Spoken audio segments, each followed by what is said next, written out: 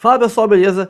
Aqui é o Rafael do nosso canal Notícias do Fogão para mais informações sobre Botafogo, sobre CPI, sobre Igor Jesus na seleção brasileira, sobre o nosso scout, que é sem dúvidas o melhor do Brasil, tudo sobre o nosso glorioso. Mas antes, não esqueça de curtir, comentar, compartilhar, se inscrever no canal, ativar o sininho para receber aviso de todos os conteúdos pingarem aqui no canal Notícias do Fogão, a casa do cara que quer se manter bem informado sobre o glorioso Botafogo de Futebol Regatas. Então, bora pro vídeo. É hoje, hein? Diria Ludmilla, chegou o dia do jogo. Brasil e Chile ao vivo na Globo, depois de Mania de Você. Então vamos agora sim falar com o Carlos Gil, que está em Santiago, e conta mais pra gente sobre a escalação do Brasil. Seja bem-vindo, Gil. Até rimou, hein? Tudo bem, Mari? Boa tarde para você, boa tarde para todo mundo. Tudo restabelecido nessa tarde bonita aqui em Santiago, temperatura agradável. A noite vai cair um pouquinho. Na hora do jogo, previsão aí de 12, 13 graus. O jogo que vai acontecer no Estádio Nacional do Chile. Temos imagens. Estado do gramado perfeito, estádio sendo preparado, 48 mil lugares. Até ontem à noite, 38 mil entradas tinham sido vendidas. E essa desconfiança da torcida chilena se explica. A seleção faz uma campanha muito ruim, penúltimo lugar, vem de 3 derrotas consecutivas. Técnico Ricardo Gareca sendo questionado. Não que o Brasil faça uma grande campanha, especialmente fora de casa. É ruim, apenas uma vitória e 3 derrotas. Seleção que treinou em São Paulo e já veio escalada aqui para o Chile. O técnico Dorival Júnior confirmou o Ederson no gol. O Alisson, a gente lembra, foi cortado, estava machucado. Aí Danilo, Marquinhos, Gabriel Magalhães e o Abner, estreante na lateral esquerda. O André, o Lucas Paquetá e o Rodrigo no meio. Savinho, Rafinha e outro estreante, Igor Jesus, no ataque. A seleção brasileira chegou ontem à noite e está hospedada no mesmo hotel, sabe de quem? De Sir Paul McCartney. O Zé Renato Ambrosio conta essa história da chegada da seleção aqui a Santiago. Vamos ver.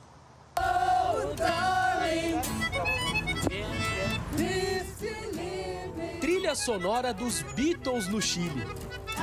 A letra diz: querida, por favor, acredite em mim.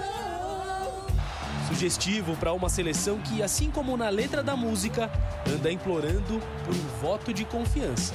É bom? Não, é horrível. E não gostaria que fosse comigo. Porém, está acontecendo. A chegada da equipe, historicamente acostumada a ser o centro das atenções, dividiu holofotes na capital chilena. O britânico Paul McCartney, astro da música internacional, está hospedado no mesmo hotel da seleção brasileira em Santiago. O show do ex-Beatle é amanhã. Hoje, o grande evento é o jogo entre Brasil e Chile, num lugar em que o passado é valorizado. Um povo sem memória é um povo sem futuro. Lembrança dos tempos em que chilenos foram torturados no Estádio Nacional, na ditadura que começou em 1973 e terminou em 90. Para o Brasil, memórias leves.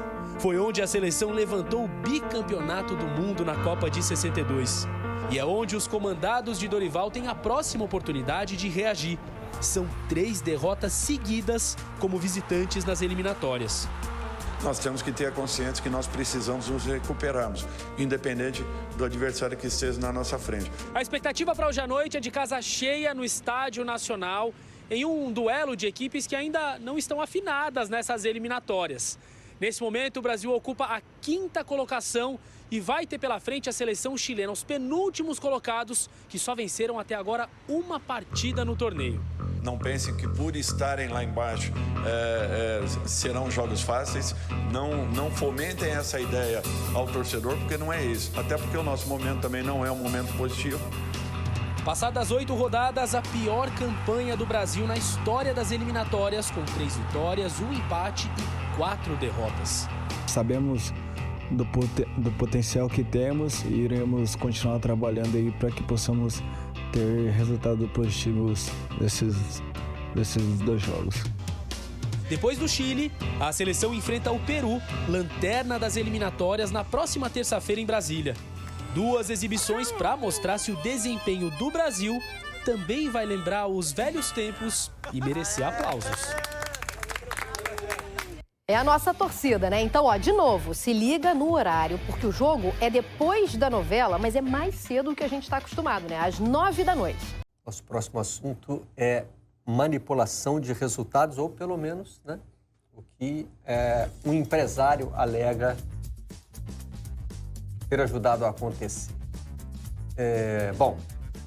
Estamos falando também de CPI das bets, né? Autorizada a instalação aí pelo Rodrigo Pacheco, presidente do Senado. E esse é o depoimento do William Rogato. Confessa a manipulação e diz que atuou no rebaixamento de 42 times. Ele é apontado pelo Ministério Público do Distrito Federal como chefe de um esquema que usou Santa Maria para um esquema ilegal de apostas esportivas. Ainda nessa linha das apostas e das manipulações de resultados, tio de Lucas Paquetá será chamado para depor na CPI. Essa manchete é do jornal O Globo. Estava vendo agora há pouco no site The Athletic uma nota, não chega a ser uma reportagem, sobre questionamentos à convocação do Lucas Paquetá e do Luiz Henrique pela seleção brasileira, que me chamou a atenção por um detalhe. A nota não trata dos clubes. Só da convocação da seleção. Só da convocação. Porque a seleção deveria ser diferente dos clubes nesse critério? Acho que é uma boa discussão. E assim, também tem uma diferença marcante entre Luiz Henrique e Paquetá. Paquetá é investigado, Luiz Henrique não. A investigação na Espanha não andou, né? Isso. E tem uma Ele diferença. jogava pelo Betis, hoje está no Botafogo. E tem uma semelhança, né? Eles não são condenados ainda. Isso. Pois Aí, é. o Luiz Henrique não pode ser condenado de nada que não seja investigado por enquanto. Que é o que o West Ham, por exemplo, usa para escalar o Paquetá. Sim. Ele é escalado no clube dele. E a CBF usa a escalação, essa liberação para poder convocar. Se pode jogar no clube, pode jogar na seleção. Do ponto de vista pragmático, ele pode jogar lá, ele pode jogar aqui. Do ponto de vista simbólico, daí tem uma discussão. A situação do Paquetá se complica cada vez mais, né? Se complicou, segundo a imprensa inglesa, adicionaram mais a questão de obstrução de justiça e atrapalhar a investigação por conta de uma questão do celular dele. Ele entrega o celular para a polícia, e aí semanas depois a polícia quer o celular de novo e ele não encontra o celular mais e ele não entrega mais para nova averiguação. Já tem começos de previsão de datas aí para o julgamento dele e a intenção de bani-lo para sempre do futebol. Essa seria a pena máxima. Do Luiz Henrique, a questão é que não tem uma denúncia, né? Pela forma... Porque a Espanha decidiu não investigar, né? E dentro da situação. E muitas notícias em cima disso, né? E a gente acaba se confundindo. A CPI convocou o tio do Lucas Paquetá. Isso vai acarretar alguma coisa na punição lá na Inglaterra? Não tem nada a ver uma coisa com a outra, né? O tio vai depor ali, explicar o que aconteceu. Agora, como esse depoimento ontem foi bombástico, de certa maneira, ainda que a gente tem que botar os dois pés atrás em relação às acusações, ainda quando elas não apresentam provas... Uma frase de efeito, né? John Textor não é tão maluco assim. Né? Teve uma das frases Teve essa parte. Do empresário. Enfim, esse empresário, ele precisa ser... Ele é um réu confesso numa comissão parlamentar de inquérito. Então, assim, é relevante o depoimento dele. Agora, a gente tem que acreditar em tudo, a gente tem que entender que hoje em dia é uma situação tão complexa que até o réu confesso a gente tem que botar um pé atrás em relação às declarações, porque precisa ver provas. Essa discussão virou muito declaratória nos últimos anos aqui no Brasil, né? Não, assim, tem algumas coisas que ontem se misturaram, né? O caso do Paquetá e do Luiz Henrique o do Paquetá é um caso, do Luiz Henrique é outro que tem conexões. Aliás, é bom a gente dizer isso, porque o que a gente mostrou ali foi uma sequência de manchetes que tem em comum o tema da manipulação de resultados, mas elas não são da mesma cobertura. Isso. O tio do Lucas Paquetá foi convocado, ou será convocado para depor na CPI por causa de uma reportagem do UOL, de nossos colegas aqui, Igor Siqueira, Rodrigo Matos e Thiago Arantes, que é uma reportagem exemplar, irretocável, que não foi contestada por ninguém, e mostra que o tio do Lucas Paquetá fez transferências de dinheiro para o Luiz Henrique, duas transferências de dinheiro, totalizando R$40 mil, em dias seguintes aos jogos em que o Luiz Henrique tomou cartão amarelo. Ele disse que os pagamentos não tinham a ver com aposta, tinham a ver com outras coisas, mas nesse contexto, a reportagem acaba revelando uma ligação entre os dois casos que ainda ninguém tinha estabelecido. Nem a investigação na Inglaterra e nem na Espanha, porque ela não existe. E isso não faz parte da investigação da FA, foi uma apuração dos nossos colegas do UOL. E o legal dessa reportagem é que ao abrir o espaço para todos se pronunciarem, ela consegue também mostrar que, ainda que a alegação seja essa de um empréstimo, de uma coisa, ela não consegue fazer... O tio do Paquetá não consegue explicar, de fato, um vínculo com o Luiz Henrique, que joga mais desconfiança em cima da questão. Essa é a questão, né? A questão do que a gente vê que o caso está acontecendo. Outra questão é o caso, da maneira como o caso foi julgado. Até agora não há caminhos para se julgar o Luiz Henrique como Paquetá, como se fez com o Paquetá. E aí é isso. Se esse depoimento ontem na CPI foi bombástico, explosivo, com todos os pés atrás que a gente precisa colocar, o do tio do Paquetá não dá para esperar outra coisa também, né? Se ele confirma esse empréstimo, porque ele não tem como negar, imagino que ele vai ser... Ele já confirmou, ele deu uma entrevista para o UOL na qual ele confirma os pagamentos. O que me incomoda é qual a razão dessa CPI? O que vai sair dela? Uhum. Claro. Vai haver alguma investigação? Essa investigação vai ser feita? Qual a motivação? Ou a motivação, enfim, é para que os senadores ali apareçam num assunto que é muito popular, que envolve paixões e tudo mais. No ano passado houve uma CPI na Câmara que não resultou em nada, né? É muito importante consequências práticas. Ressaltar nessa fala que o rei do rebaixamento, como ele se colocou, né, o empresário, na CPI ontem fala do John Textor, ele confessa a atuação ali em vários jogos de estaduais, que não são os jogos das denúncias do Textor. Uhum. Ele cita, inclusive, o São Paulo e Palmeiras, que é um dos jogos da denúncia do Textor, mas ele diz ali que ouviu falar, que as apostas, que ele ganhou dinheiro nisso, porque nesse mundo todo mundo fala e tudo mais. Assim, é aquilo, as provas concretas disso. Se existe, é algo que... Existindo ou não, precisa ser investigado, já que há denúncias, há gente falando. Mas para se tratar como uma verdade absoluta, isso precisa de provas concretas vindo, seja ela do John Textor, seja elas do empresário. É muito curioso que hoje em dia a gente tenha que... A gente seja obrigado a desconfiar até de quem se acusa. Sim. Ele contou, o William Rogato, histórias sobre times pequenos, times que jogam assim, terceira divisão de estaduais, segunda divisão de estaduais pequenos, nas quais ele já foi investigado, já tem até condenações em tribunais de justiça desportiva, e ele conta um modus operandi muito preocupante, assim, que as federações estaduais deveriam olhar com muito cuidado para isso, que é assim, ele vai nas federações, vai nos clubes pequenos, fala, você não tem dinheiro, né, para pagar jogador, não tem dinheiro para pagar suas taxas de federação, arbitragem, mas deixa comigo, eu pago. Mas eu tenho uma agência de jogadores. E eu vou trazer meus jogadores. Eu vou usar o seu clube, mas eu vou trazer os meus jogadores. Porque ele tem uma agência de jogadores. Aí ele leva os jogadores para lá e esses jogadores atuam para perder jogos. Para beneficiar apostadores, que também é ele que controla. Então ele vai lá... Então tem sim, derrotas por 11-0, o jogador faz 3 gols contra... Todo tipo de maluquice que é possível fazer ali com as apostas hoje, porque os jogadores dele já estavam pautados para isso, estavam orientados para isso. Então ele fala, para que eu vou fazer um time para ganhar se eu ganho dinheiro perdendo? Eu ganho dinheiro quando meu time perde, não quando meu time ganha. E é muito mais fácil perder do que ganhar, né? De propósito. Claro. Então, assim, isso é muito preocupante. Ele falou, eu vi o depoimento dele ontem, que durou umas 2 horas, com uma frieza e com um nível de detalhe dos times pequenos, dos campeonatos pequenos, que é muito assustador. Pensar que os campeonatos, a base do futebol está corroída por esse tipo de picareta, que é o que ele é muito preocupante. E ele fala assim, eu não sou o único. Tem mais gente fazendo isso. E sim, provavelmente tem mesmo. Essa é a parte preocupante, assim, de como a base da pirâmide está corroída por esse tipo de picaretagem. Como está exposto, como está frágil. Porque ele fala, o jogador não ganha salário, tá X meses sem ganhar salário, eu chego lá e ofereço um dinheiro pro cara, o cara pega. E eu tenho árbitro também, na mesma situação, tá há muito tempo sem ganhar, ganha muito pouco, é amador, não sei o quê, eu ofereço um dinheiro, o cara pega. Então, assim, e essa é a parte muito preocupante. O que ele falou sobre jogo da Série A, jogo do Palmeiras, minha opinião vendo, achei bravata. Acho que tem que ser tudo bem. Ele falou... Ele chega, na hora de falar do Textor, ele chega a falar que atuou contra o Textor.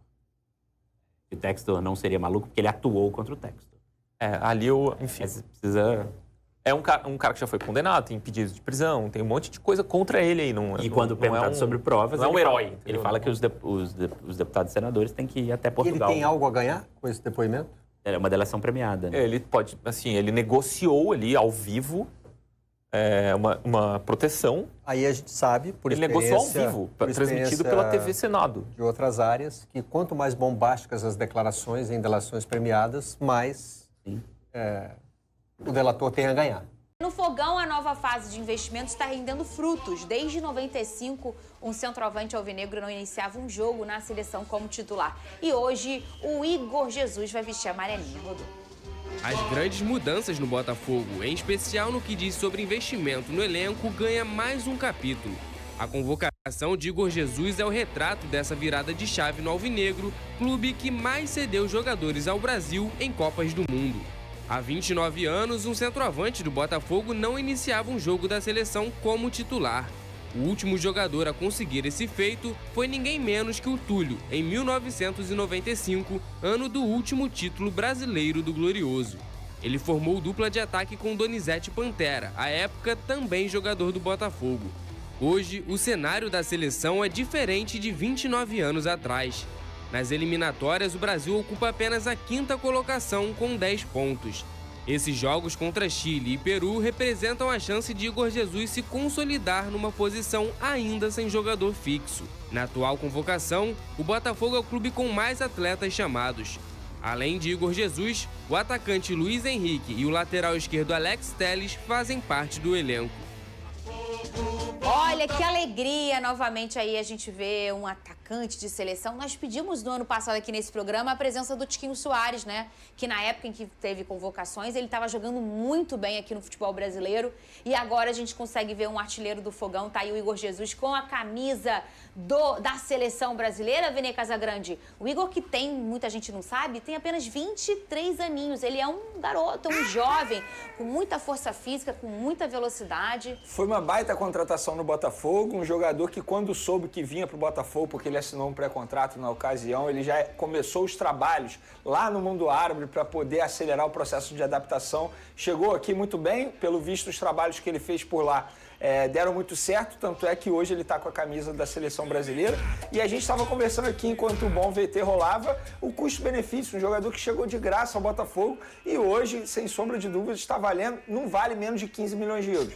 Então, assim, além de dar resultado dentro de campo, ainda pode dar resultado financeiro ao Botafogo se a gente for pensar em um projeto aí a longo prazo, talvez negociar esse jogador futuramente. Então foi uma baita contratação no Botafogo, o que mostra que não adianta você ter apenas dinheiro, você também tem que saber analisar o mercado e a diretoria do Botafogo sabe fazer isso muito bem, não só por causa do Igor Jesus não, tá? Na última temporada, vários outros nomes, Lucas Perry, Adrielson. O Igor Jesus é apenas mais um nesse pacote de boas contratações. E agora o Alex Telles, o Luiz Henrique na seleção. Ô sem contar os outros, né? Savarino. Teve isso. O Thiago Almada. O Gatito. Porque o Thiago Almada, todo mundo sabe que é craque já. É verdade. É campeão do mundo. Quando o Igor Jesus veio, muita gente debochou. Muita gente debochou. É verdade. E tá aí o resultado. E olha, a seleção que precisa sair desse 5º lugar, ô Pedrosa. O negócio tá difícil lá, né? Ontem eu vi a entrevista do Dorival Júnior, ele falando sobre a reformulação, né, que ele tem implantado aos poucos dentro da seleção. Eu concordo em alguns pontos com o Dorival, eu acho que tem uma pressão muito grande em cima dele por todo o erro que a CBF cometeu nas últimas 2 contratações de técnico. Deixou o Ramon Menezes um tempo, depois veio o Fernando Diniz, que claramente não tem esse perfil de treinador que vai treinar um time de 2 em 2 meses. E aí entra o Dorival também não tem conseguido grandes resultados, mas eu acho que tem que dar um pouquinho mais de tempo para ele. De qualquer forma, eu quero ver como é que essa equipe vai se portar. O Brasil sofreu desfalques ferozes aí nessa seleção. Vinícius Júnior, Éder Militão, Bremer e tudo mais. Mas, ao mesmo tempo, tem material humano suficiente para poder vencer esse jogo. Hoje de manhã, eu vou botar os números de Jesus aqui pra gente entender. O Bessa, que tava pagando o café da manhã hoje, pra todo mundo, lá na padaria. André Bessa. Ô, Clebão, é ruim. Já estava pagando o café da manhã, ele falou, pô, Gevê, já que vai o Igor Jesus, por que não colocar o Luiz Henrique, que é o melhor jogador do Brasil hoje pra muita gente, e já tá entrosado com ele? E eu passo essa pergunta pra vocês. Muito obrigado, André Bessa. Não, a pergunta é legal, porque tem uma consonância com relação à relação entre os jogadores do Botafogo. Boa tarde pra galera que tá em casa, GV. Muito boa tarde. Mas, pra mim não, né? Quem vem, você já dei. Tá bom, já. Tá vendo? Já Já dei boa tarde. Vai tomando! Desculpa, vai. O Savinho vem tendo boas participações no Manchester City, acabou de chegar e já é titular do time.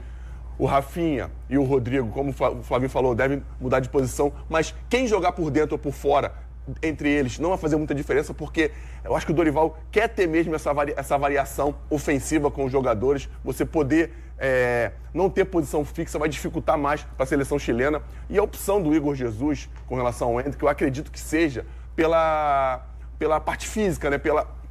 compleição física, porque com o Endrick, o Endrick até um moleque que tem um bom cabeceio, mas não tem altura para dividir com os zagueiros, para brigar dentro da área, para essas coisas acontecerem. Com relação ao Igor, não, ele também tem a bola aérea quando a seleção chegar no fundo. E eu acho que deveria ser dada essa oportunidade mesmo.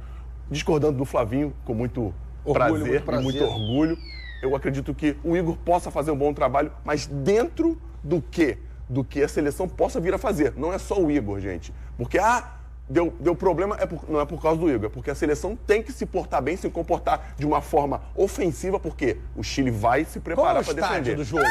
É o do Colo-Colo? Não, eu acho que provavelmente, quase sempre do Colo-Colo. Vou pedir pro João confirmar para mim. Quase sempre lá. Porque o Chile Nacional de Santiago. Eu ia falar Nacional. Porque o Chile vai se defender. GV, isso é óbvio. O Chile vem muito mal nas eliminatórias, perdeu em casa. A Bolívia. Mas a gente também já não bota mais tanto medo, Nando. GV, é o Brasil. É o Brasil. Mas lá os caras fazem barulho, Nando. Torcedor chileno é igual ao brasileiro. Ok, futebol se resolve no dia, na hora que tudo acontece, mas são 11 jogadores de nível mundial. A gente está vendo aqui, coletivamente não pode estar indo bem? Beleza, tem que melhorar coletivamente, mas individualmente os caras podem decidir os jogos. Vamos botar aqui os números do Igor Jesus pra gente dar uma olhadinha, pra você que tá em casa concordar. Só antes da gente sair do campinho. Volta pro campinho rapidinho, por favor, Joãozinho. Só pra citar a questão da lateral esquerda. O Abner, que é criado no Atlético Paranaense, ganha uma oportunidade, eu acho justo, honesto. Por que o Piton não tem uma oportunidade? Vou voltar a dizer isso aqui. Boa pergunta. Não, deixa o campinho aqui, vamos voltar para isso aqui. Lembrando que o Abner hoje é do Leão, ou seja, é do papai Textor também. Tá olhando o quê? Os dois laterais da seleção são do Botafogo. Do Botafogo não, né? Papai Textor. Isso. Tá com muito. Mas não era hora, agora sério, você que tá no chat aí do YouTube, não era hora de dar uma chancezinha pro Piton? Pelo que ele vem jogando? A gente já falou do Léo Jardim, ele preferiu o Everton, beleza, grande goleiro no Palmeiras. Ele, não tava na hora. O Piton até tem feito bons jogos. Só que o Abner vem jogando bem há muito tempo. Foi pra Europa. O campeonato francês é melhor que o brasileiro? Deixa eu terminar. Pode. Vai tomando. Ele vinha muito bem no brasileiro. Vinha muito bem quando tava jogando no Atlético Paranaense. Ele ainda foi pro Bet, jogou no Bet também. Isso aí.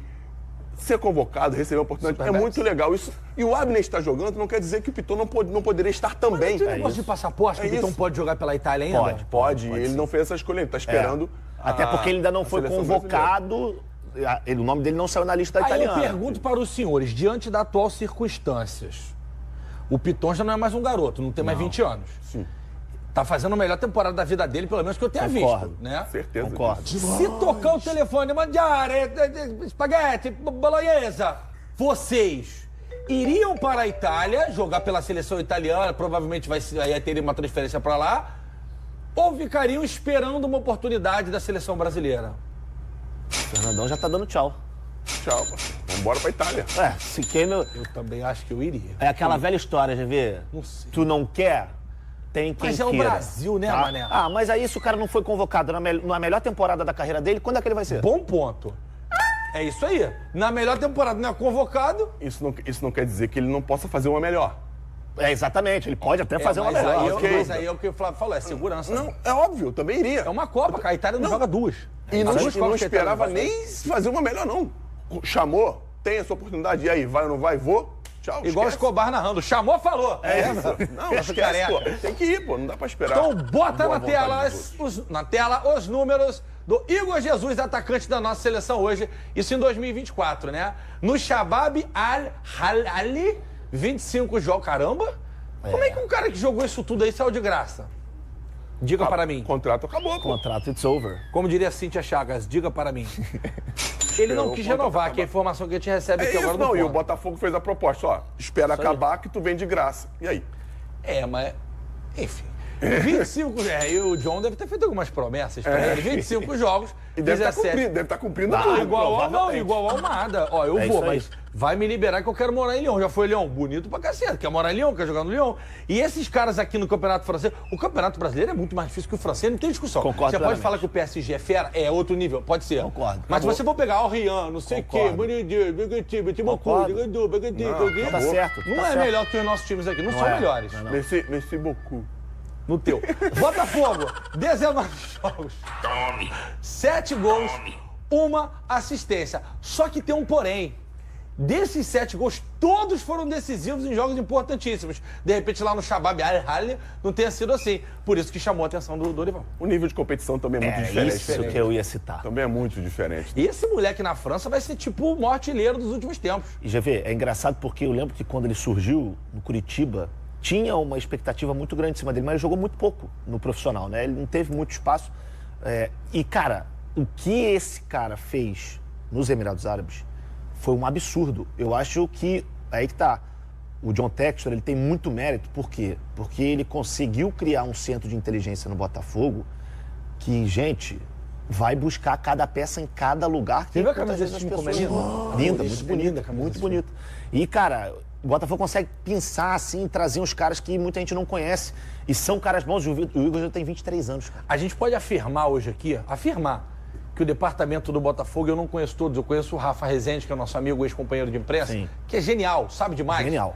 É o departamento de análise, scout, etc., mais preciso dessa última janela foi o Botafogo. Com toda certeza. Tem sido mais assertivo já nos últimos anos. A gente falou desde o início do ano, a gente tá falando aqui, que o elenco do Botafogo é o elenco mais equilibrado. Até quem veio sob o olhar de que foi o Bastos. O Adrielson, quando voltou, que a gente não conhecia muito, só lá do esporte. Isso. Todo mundo voou. GVI não é só botar a mão no bolso e pagar. É diferente. Assinou um pré-contrato no meio do ano com o Botafogo. Cara, Telles veio de graça. O cara tava na seleção há pouco tempo. Quer dizer, tá de novo, mas estava há pouco tempo. Veio de graça. Alan. Não, e o Telles, não se esqueça que o Telles estava no Manchester United. Pra gente entender. Depois ele foi pro Al Nassr. Isso aí. Então, pessoal, é isso. O Botafogo vai enfrentar... Botafogo não, né? Desculpa. A seleção brasileira vai enfrentar o Chile, que vai com formação, com um quarteto de ataque bem interessante. Bom né? Não é no nível de Romário, Ronaldo, Rivaldo, etc. Mas é um quarteto interessante, com Savinho, com Rafinha, Rodrigo e o nosso querido Igor Jesus, que bem servido de meias criativos, acho que ele vai estar. O Brasil é muito mais forte, muito superior a esse time do Chile, que acho que é a pior geração do Chile dos últimos, sei lá, 15 anos, provavelmente. E temos plenas condições, mesmo jogando lá dentro, ganhar esse jogo. E vamos torcer. Eu assistirei o jogo, né, assim como assisti o jogo que o Luiz Henrique atuou na outra data da FIFA. Me arrependi porque foi sonolento, mas vamos torcer para que esse jogo não seja sonolento, não seja chato, monótono, um marasmo sem fim. Tenha um pouquinho mais de vamos dizer assim, animação, ação, adrenalina, e o Igor Jesus faça gols hoje, venha aí animado para essa reta final de Brasileirão e se valorize mais ainda, que é um ativo do clube, né? Não podemos esquecer que o Textor um dia quer o seu retorno financeiro de volta e ele precisa que o Botafogo valorize jogadores para vender para o mercado externo. Pessoal, fico por aqui, espero que tenham gostado do conteúdo, que tenham curtido. Hoje de manhã teve vídeo, teve uma live também muito boa sobre a mídia e essa narrativa da CPI aí, do William Rogato, e querendo descredibilizar o depoimento dele. Eu desmenti aqui algumas falácias da mídia. Assista lá, tá? Depois.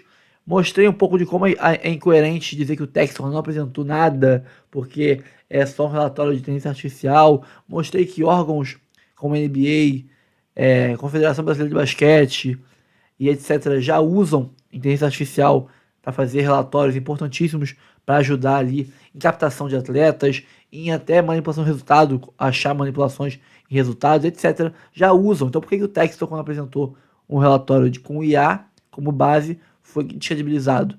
Isso aí é uma narrativa da mídia para tirar a moral dele e moral dessa denúncia que estão fazendo, que a CPI está investigando e que pode trazer aí uma reviravolta no nosso futebol brasileiro. Pessoal, eu fico por aqui.